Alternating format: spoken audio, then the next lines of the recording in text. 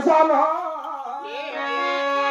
చిన్న కోణాలు తెచ్చాను గేటు వద్ద ఉంచాను అది నా మాట వినలేదు భార్య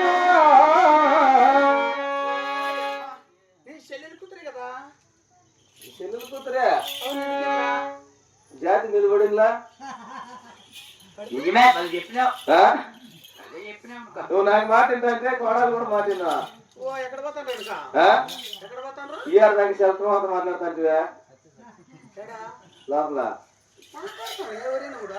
వస్తాడన్నా గుమస్తా పనికి భార్య ఆడవాడిని మగవారు కొట్టడం తిట్టడం పద్ధతి కాదు కదా కాబట్టి ఆ గేటు వద్ద కొన్ని బుద్ధిమాటలు చెప్పిన నా మాట వినలేదని ఆ గేటు వద్ద ఉంచిన నీవు ఆ గేటు వద్దకు వెళ్ళి దాని నష్టంలో ఉండే నావతలను దురిపించి ఈ బుద్ధి అడ్రేకులు పెట్టించి గోవింద నామసరణ మరిపించే శివశివ హర శంభో శంకరాన్ని సూర్యుడు వెలిగించుకో లాభం పప్పు కోసే పన్నాలు కొంచెం ముక్కు కోసే మొనాలు వచ్చేస్తుంది ముక్కు కోసి అది కొడితే అతి తొందరగా వచ్చేస్తుందా ఎలా ఇంకా గమని వస్తుందా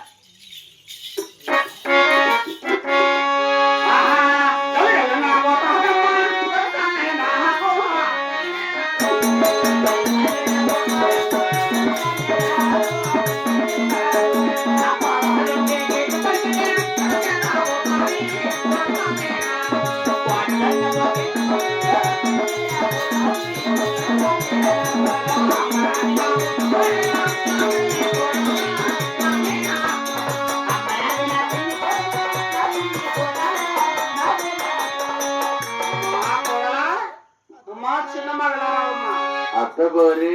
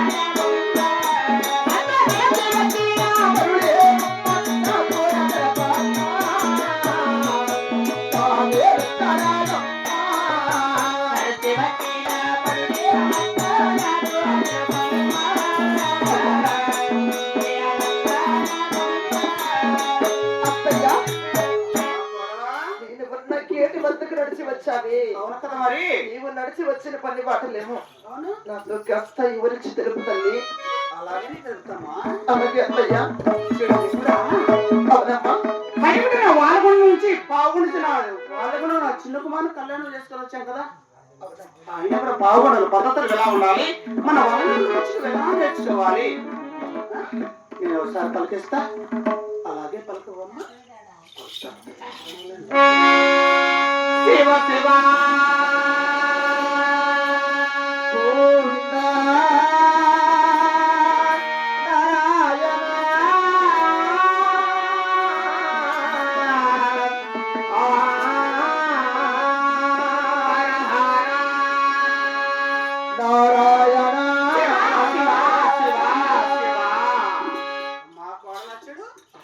అలా పలకూడదమ్మా. నువ్వు ఎలా చెప్తే అలాగే పలుకుతాను అత్తయ్యా. ఎలా పలికితే అలాగే పలకాలి. ఇలాంటి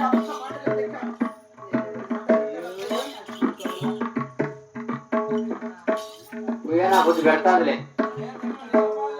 అలాగే పలుకుతాను అత్తయ్యా. పలుకుతాను తల్లి. శివ శివ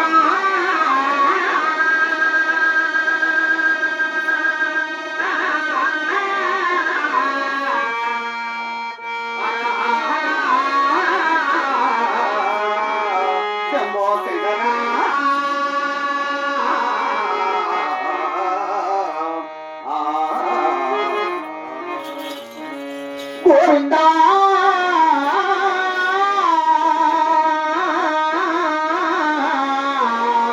నారాయణ వైకుంఠవాస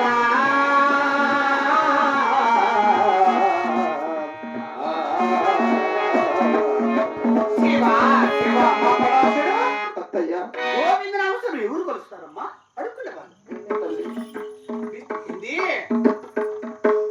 బిచ్చం అడుక్కునే వాళ్ళు కొలుస్తారు మనము అత్తయ్య వేడి వేస్తాల వారితే శివ శివ అవరహర శంభో శంకర శివుని కొలుస్తారు అవును కదా తల్లి. చూడు అమ్మగారింటికి వెళ్ళినప్పుడు అమ్మగారు ఏ పద్ధతి కొలిస్తే ఆ పద్ధతి కొలుస్తారు నువ్వైనా నేనైనా కూడా అవునమ్మా. మరి అత్తగారింటికి వచ్చాక అత్తగారు ఏ పద్ధతి కొలిస్తే ఆ పద్ధతి ఎందుకు కొలసలేదు ఏయ్, నోరుమూయ్. గదులుకుంటే అట్లా చిన్నపిడి కదా భయపడదా చూడా? ఆ? నా ఎండకు అన్ని కొడదు, నేను కొడదని. ఆ? మంచితనంగానే. నిజమే అత్తయ్య ఎందుకు ఎదుర్కొంటా చెప్పు గదులుకుంటే పసిపిడి కదా నిద్రలో మళ్ళీ ఎగిరి వస్తుంది నీకెక్కడ కనపడింది వాసాయ్ చెప్పాడని మంచి పిందలేం లేదు చూడు అవునమ్మా. నా ఎన్న కూతురు అని అవును ఒక్కసారి 2 సార్లు వరకు ఇచ్చిన అవును కదమ్మా. 3వ తూరు కూడా చెప్తున్నా నేను పలుకుతా. అది